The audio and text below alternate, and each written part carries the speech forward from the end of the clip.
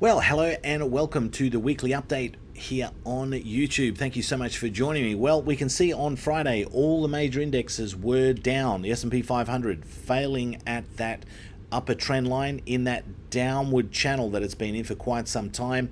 Had a double top I mentioned, the bear flag I mentioned, and that has played out to the downside.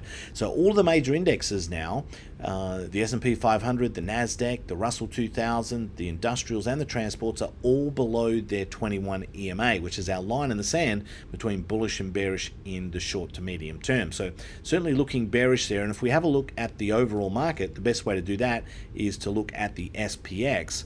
So if we look at the SPX right now, we can see that we have sort of taken out 5 weeks worth of trading, right? So we can see the last 5 weeks from around the 10th of November, we've sort of been chopping in between the 200 and the 100, the 200 SMA and the 100 EMA, really not doing a lot, sort of just going sideways. But then 1, 2, 3 days, we've wiped out all of that sideways choppy trading action or price action.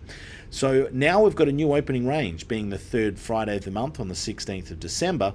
So the upper range is 3890. Anything above that, we're in bullish opening range mode, or anything below 3827. Anything below that, we're in bearish opening range mode. Now, last week we had a whole range of economic news, as you know, obviously the CPI contracting.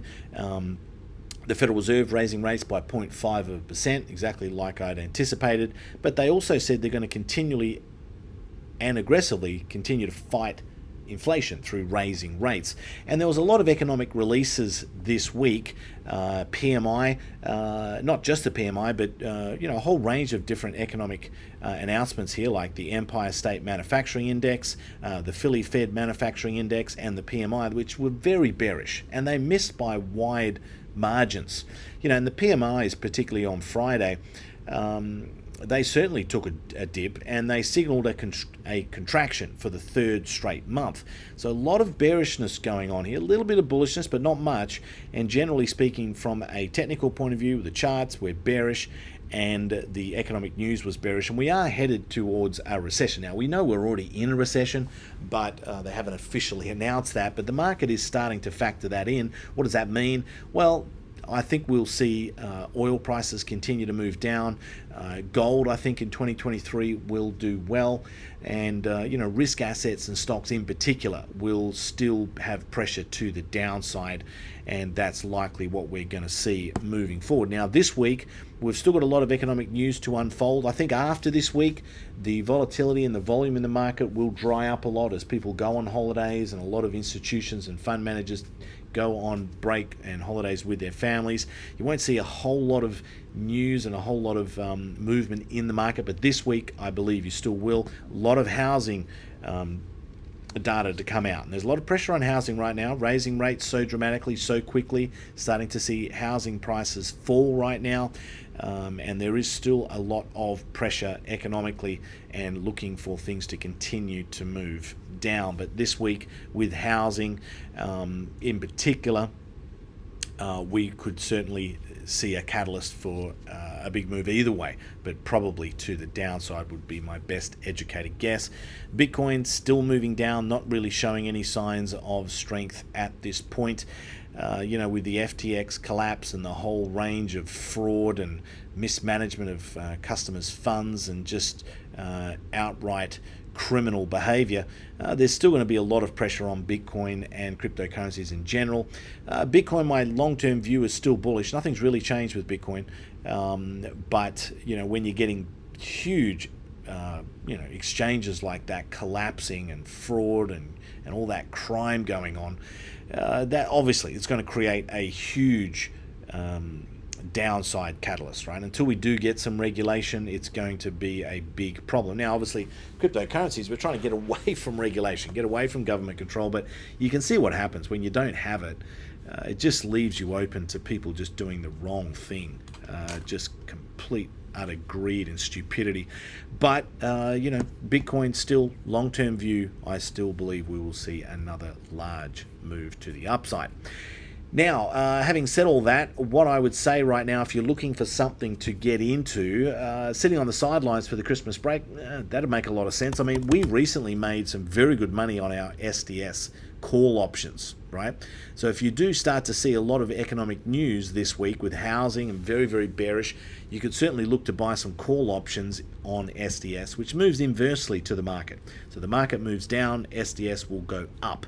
So you can see the last 3 days we've moved up with SDS, and if we look at the SPX, we can see the last 3 days have been down, as you can see there. So we bought the 40 strike call going out to the 20th of January next year. We bought that for $3.60 and we just sold it now for $6.05. A 68% return in just a couple of weeks on that trade. So if you do see some major economic weakness with the housing coming out this week, you could certainly buy some calls on SDS for a short-term profit. I don't like to hold the SDS long-term, but certainly as a short-term with consumer confidence coming out on Wednesday and all that housing data, you could certainly buy some calls there. If you do see things rally to the upside for whatever reason, I think WDC could do well. Western Digital, it's found the prior pivot low here, a bit of a double bottom there, could come and fill this gap up at 35.58, right now at 31.94, so that's a potential trade to the upside. And I do like gold going into 2023. I think that will do well. It's got a gap to fill. Obviously it's got to close 2 consecutive closes above the 200 would be helpful on the daily chart, but it's got a gap there to fill about 180, so that's what I'm looking for going into 2023. So there's some ideas there, but for us, sitting on the sidelines right now until we are back on the 16th of January. Very much looking forward to that. We have a new program that we've released, a new education program. It is going to be fantastic. A lot of people very interested in that, and very much looking forward to getting into this in the new year. Exciting new content coming up. We're releasing some world-class option strategies and some great ways of helping and supporting people to become financially free, and it really is going to be a huge program going forward called our Options Mastery Program, and where we get 100 individuals that are looking to become financially free and move them towards that goal very rapidly with weekly sessions, live sessions with us, really showing you how to place the most advanced trades, non-directional and directional trades, and really grow your account very, very quickly. Very much looking forward to that.